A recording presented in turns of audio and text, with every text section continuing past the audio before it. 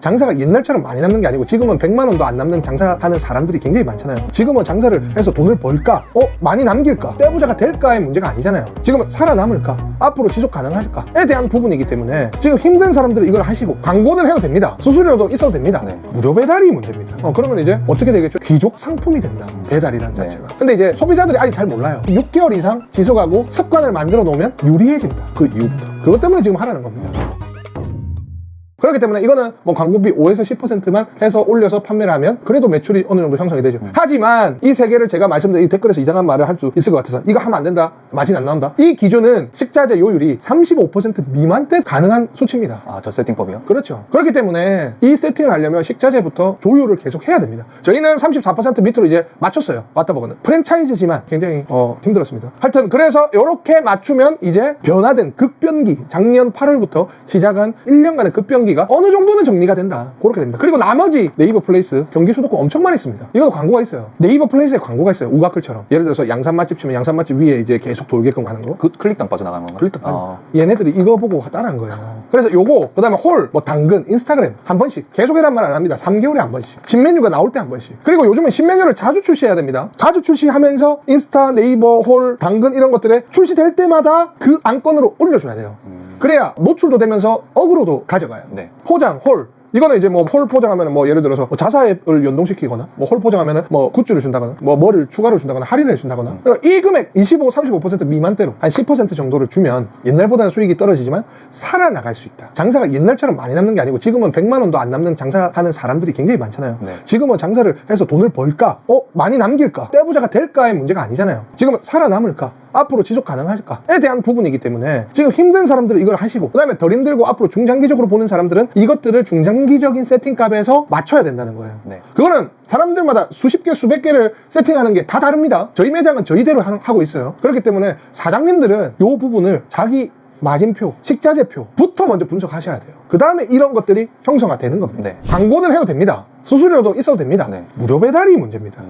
7% 수수료 줘도 됩니다. 왜냐? 오픈리스트 6.8%였어요 옛날에. 중요한 건 무료 배달이에요. 무료 배달을 지그들이 한다면 지그들이 돈을 좀 많이 내던가. 소비자들한테는 무료 배달 한다 해놓고 월 가맹금 받아놓고 우리 자영업자들한테는 어떻게 합니까? 거의 돈 다 물리잖아요. 자기들은 배달 대행 업체들을 해서 금액을 다운시켜서 적정 수준만 하고 수수료 7.8에서 어느 정도만 나가게 만든 다음에 그 다음에 무료 배달로 만들어서 푸은 거잖아요. 그럼 결과적으로는 음식 가격 인상이 밖에 없습니다. 지금 서브웨이가 배달로 하면 900원 인상이 돼요. 900원이 더 비싸죠, 한 개가. 그리고 이제 롯데리아도 3% 올라갑니다. 맥도날드도 올라가고요. 저희도 가긴 할 거예요. 결과적으로 이렇게 대기업이 이제 움직이고 있다. 그러면 이제 어떻게 되겠죠? 제가 저번에 말한 것처럼 귀족 상품이 된다.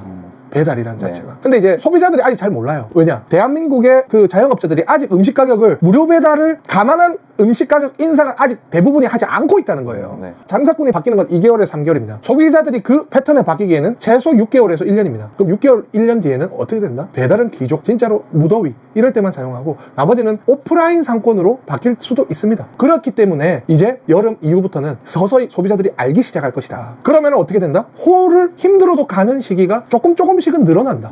그때 홀, 포장, 자사앱 등을 하고 있는 사람들이 6개월 이상 지속하고 습관을 만들어 놓으면 훨씬 유리하겠네요. 유리해진다. 그 이후부터. 그것 때문에 지금 하라는 겁니다.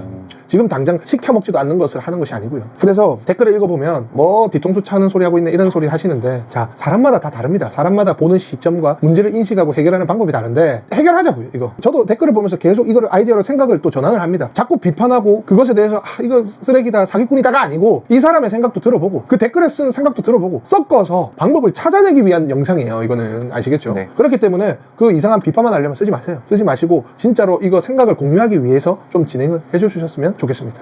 그래서 자, 배민, 쿠팡, 요기요. 요것들은 함께 봐야 돼요. 25, 35%죠?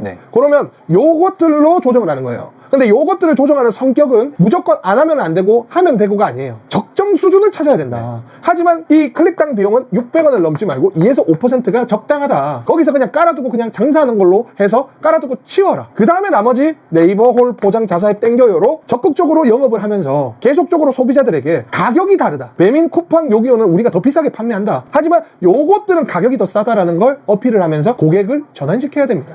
왜냐? 요게 비싸면 요게 비싸고 요게 비싸면 요게 비싸서 배민클럽을 안 달아주고 쿠팡클럽을 안 달아주는 그건 공정거래위원법에서 걸렸죠. 네. 이제 못한단 말이에요. 네. 그러면 여기서 우리는 깔아두고 하게끔 만들고 뭐 고마운 존재이기도 하지만 우리는 이쪽으로 경쟁력을 계속 해야 된다. 그러면 어떻게 해야 된다? 가격이 싸다.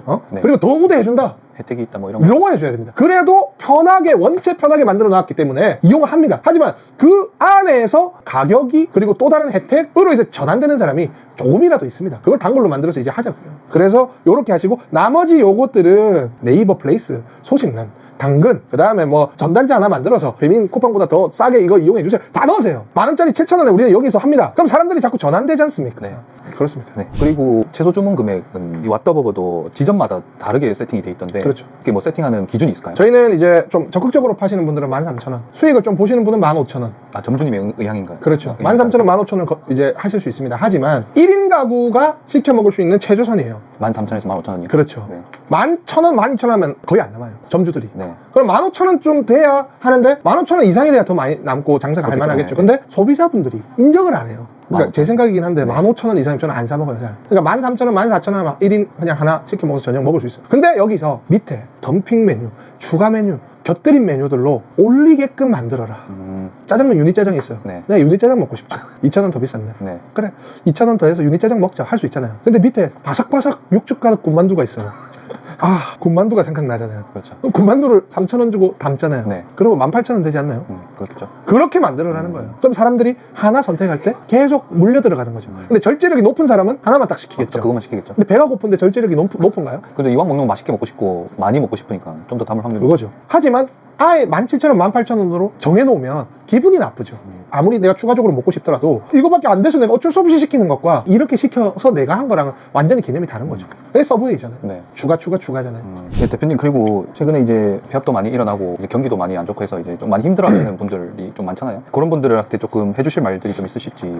지금은 이런 기술적인 부분도 굉장히 중요한데 제가 봤을 땐 이 기술이 중요한 거 아닌 것 같아요. 지금은 사실 마음가짐이 좀 더 중요한 것 같아요. 왜냐면 네. 장사가 안 되고 수익이 안 되고 판매가 저조하고 식자재가 올라가니까 하나 둘씩 내려놓기 시작해요. 그러면 이 기술만 보고 한탄하고 분노가 쌓여서 댓글을 적으시는 분들의 마음도 알겠지만 중요한 건 지금 직원분들도 전체 회사에서 많이 마음이 바뀌어요. 겨울에서 봄이 갈 때 사람의 마음이 뭔가 뒤숭숭해져요. 제가 경험한 결과 딱 진짜 이게 문제가 일어나는 시기가 많아요. 근데 지금 이런 것들 여러 가지가 많아져서 상황이 안 좋은데 저희 그 자영업 하시는 분들은 얼마나 마음이 뒤숭숭하겠어요. 근데 이제 너무 부정적으로 가서 내려놓고 하려고 하는데 이 자영업이랑 사업은 이런 것 같아요.